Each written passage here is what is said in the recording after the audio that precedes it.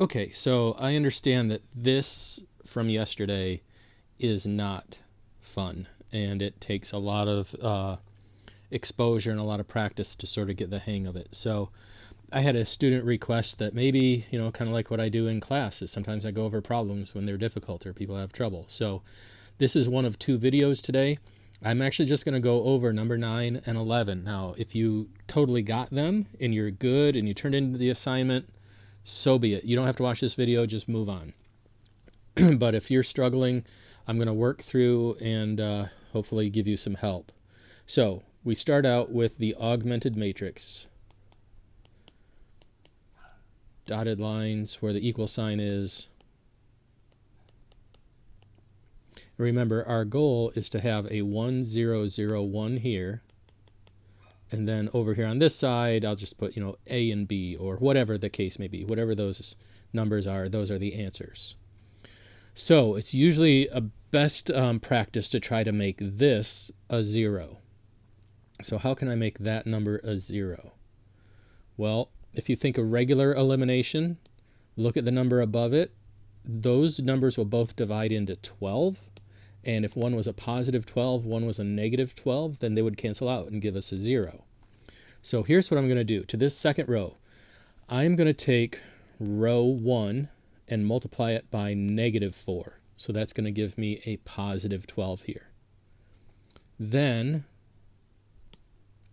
I am going to add that to row 2, but row 2 is going to get multiplied by 3. Now, sometimes this step is quick and easy enough. You can sort of do it in your head or just sketch it out and scrap paper off to the side. Other times that's not so much. Multiplying one number by a negative, a number by a positive, and then adding them might be too much to sort of comprehend all at once. So here's what I'm going to do. I'm going to multiply the top row by negative 4 and the bottom row times 3. And I'm just going to do that as a separate step. So this would be positive 12, and geez, what's 18 times 4? 72. And then that would make this negative 12, negative 6, and 3 times 14 is 30, 42, negative 42. So what I'm going to do now, remember, I want to have a 0 here. That's my goal. So I just need to do row 1 plus row 2. Negative 12 plus 12 is 0. 6 plus negative 6 is 6. I'm sorry, 12 plus negative 6 is 6. 72 and negative 42 is 30. Now, what do I write right here? You might be tempted to just take what you had here and carry it down and write it there. And you can. That doesn't violate any rule. You're totally allowed to do that. But you can also copy down the original. And since those numbers are smaller, they are potentially going to be easier to work with in the future. So I'm just going to go ahead and write the original row 1. Okay, so we've got a 0 in this position where we want it. Now it would be good to have a 1 right here. Can you look at 6 and 30 and think of how you might get a 1? Remember, this really says 6y equals 30. So if you had to solve for y, what would you do? I'm going to sketch that off to the side, although the whole point is to not have to do this work, but it might be illustrative, whatever. You look at this as 6y equals 30, you would divide by 6. So using rules of matrices, I would multiply this row by 1/6. 0 times 1/6 is still 0. 1/6 times 6 is 1. 1/6 times 30 is 5. And again, that top row, I haven't really done anything with it. So what I've done, though, is I've manipulated things so that I made the bottom row exactly the way I want it to be. Now for the top row, let's focus on getting a 0 right here. And that should be pretty simple because you've got a 1 below it. If we multiply that 1 times 3, 1 times 3 is 3, and then add it to negative 3, that's going to give us a 0 there. Now I don't want to try to scribble it in. I'm using this process because it's supposed to ultimately be neat and methodical and hopefully easy to follow. So I'm going to take row 2 and multiply it by 3 and then add that to row 1. Now up here, I felt like it was too many steps to just do all at once sort of in my head, and I carried it out in multiple steps.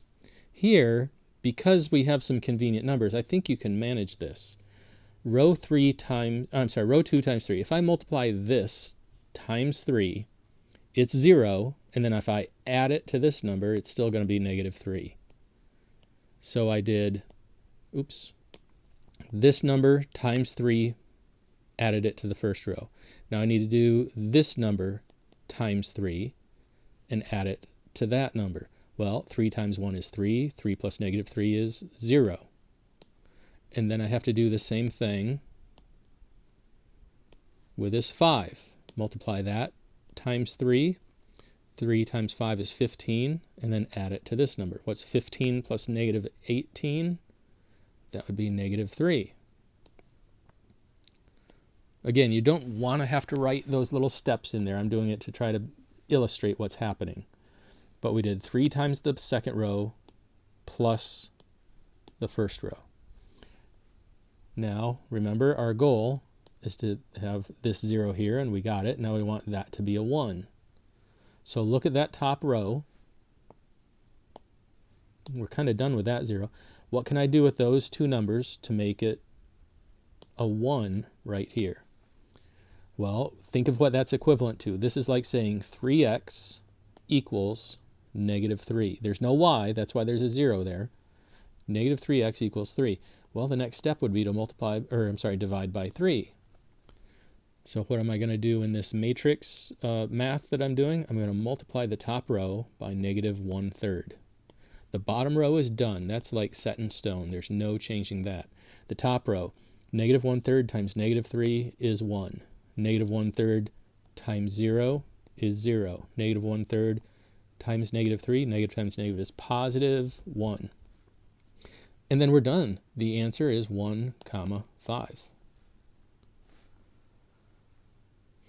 So that's the type of reasoning and logic you need to be able to work through. It's kind of what we're developing here. It's a very, very complicated skill to have.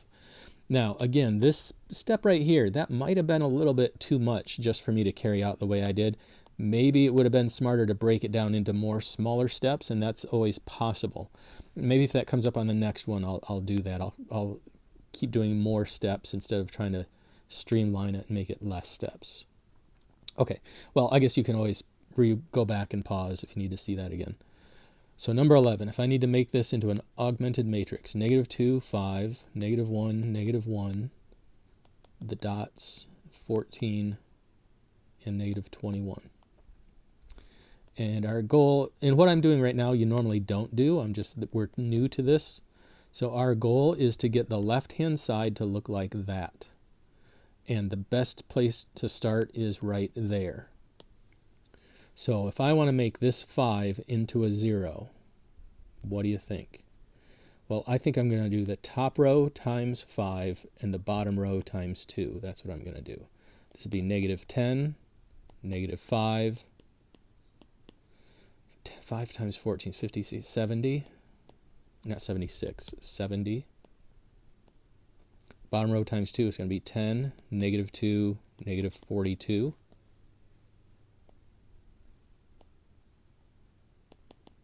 So here, in order to make this 10 disappear, I need to add row 1 plus row 2. Negative 10 plus 10 is 0. Negative 5 plus negative 2 is negative 7. 70 plus negative 42 is going to be 28. So we used the top row, combine it with the second row to give us the 0 here that we want. Again, what goes here? You have a choice. You can either copy this down or you can bring down the original. Since the original is composed of smaller and theoretically easier to work with numbers, I'm going to bring that down. So our goal is to get 0, 1, 1, 0. Right now we're 1/4 of the way done. Let's look at this number. How can we make that into a 1? hope you just talked to your iPad right now and you know exactly what to do. I'm going to multiply this by negative 1/7. Negative 1/7 times 0 is going to be 0. Negative 1/7 times negative 7. The two negatives make a positive. 1/7 of 7 is 1. And then negative 1/7 times 28. Negative times positive is negative. 7 divides into 28 4 times. So there we go. So we have 0, 1, just like we want. Our next goal is to get a 0 here. Well, this is actually an easier problem. I was thinking maybe I could do it like the last problem, but kind of slow it down with more steps.